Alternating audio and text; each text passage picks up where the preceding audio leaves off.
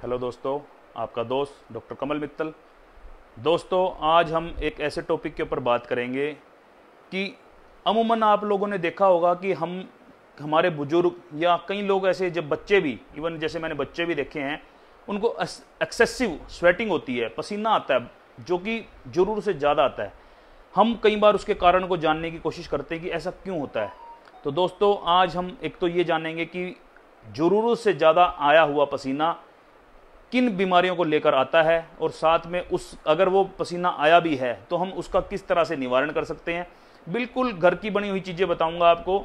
आप इस वीडियो को अंत तक देखते रहें और मेरे साथ बने रहें, क्योंकि दोस्तों लाइव आने का सेशन तभी फ़ायदा है आप लोगों का भी कि आप मेरे से इंटरेक्शन करें, कि हम आप इसके वीडियो के एंड में आप लोगों से आपके क्वेश्चन भी लेंगे और उसका जवाब भी जितना बन पाएगा हम जरूर देंगे।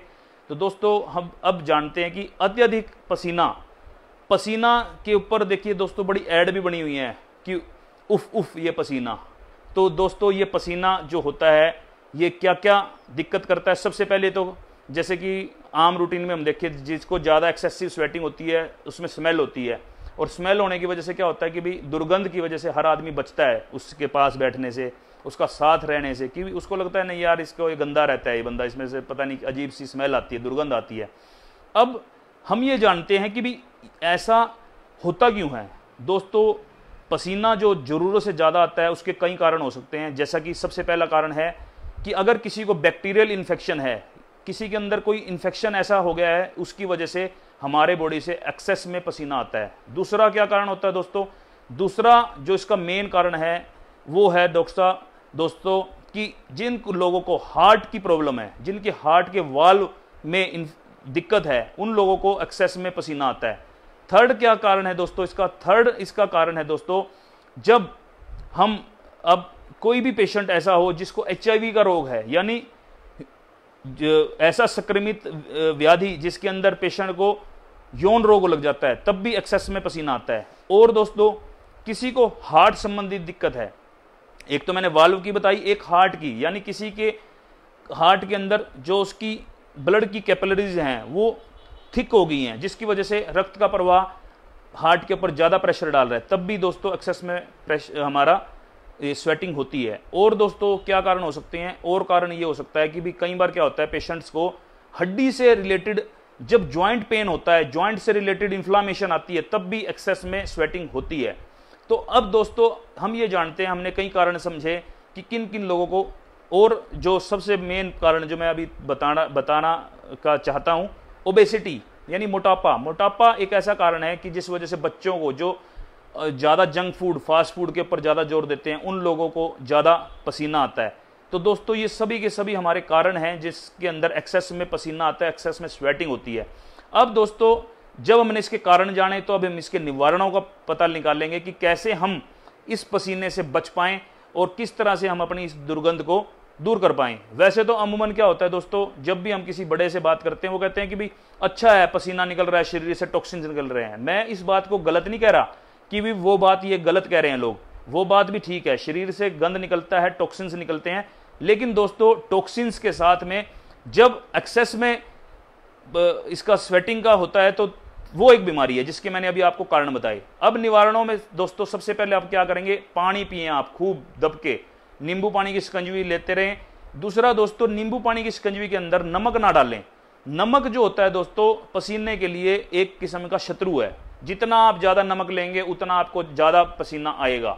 इसलिए दोस्तों, क्या करते हैं, जो जिम करने वाले लोग होते हैं वो क्या करते हैं, अपनी डाइट से साल्ट बिल्कुल ख़त्म कर देते हैं, मीठा बिल्कुल ख़त्म कर देते हैं। क्यों? क्योंकि वो क्या करते हैं कि बॉडी से जो आम पसीना निकलना है वो तो निकलना ही है, एक्सेस में निकला हुआ पसीना फिर वहाँ पे भी तंग करता है।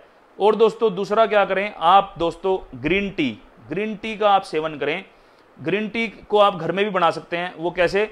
जैसे कि आप क्या करें, गिलोय ले लें, उसके अंदर आप तुलसी के पत्ते ले लें, धनिया ले लें, इन सब को, और दालचीनी ले लें। इन सब चीज़ों को आप दोस्तों उबाल लें। उबालने के बाद आप इसको, जैसे एक गिलास भर जब आपका आधा रह जाए तो इसको सिप सिप करके अगर आप पी लेते हैं, तो आपका जो एक्सेस में जो स्वेटिंग हो रही है वो आपकी ठीक हो जाएगी। और दोस्तों, क्या कर सकते हैं हम इसके अंदर, आप ठंडी चीज़ें ज़्यादा खाएं। ठंडी चीज़ों के अंदर जैसे आप गूंद कतीरा को आप लें। गूंद कतीरा आप दोस्तों क्या करें, दूध में डालकर उसको सेवन करें। उसके अंदर आप मीठे की जगह जैसे खांड, देसी खांड होती है, या बूरा डाल सकते हैं। इस तरह से आपको एक वो आइसक्रीम टाइप का एक फ्लेवर बन जाएगा आपका, और खाने में आपको स्वाद आएगा, और साथ में आपकी जो दुर्गंध है पसीने की वो भी आपकी दूर होगी, और एक्सेस में जो पसीना आ रहा है वो भी आपका ठीक होगा।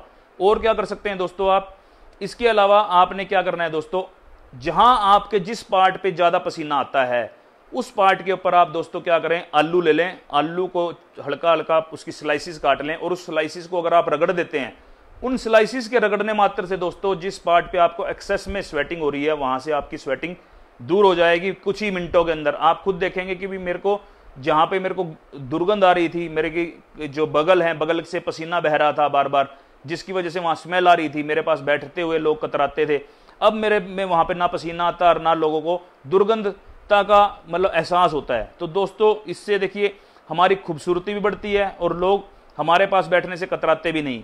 तो दोस्तों इस तरह से आज के टॉपिक के अंदर हमने सारा का सारा पसीने के ऊपर बात करी कि किस तरह से एक्सेस में पसीना आए तो उसका क्या कारण है।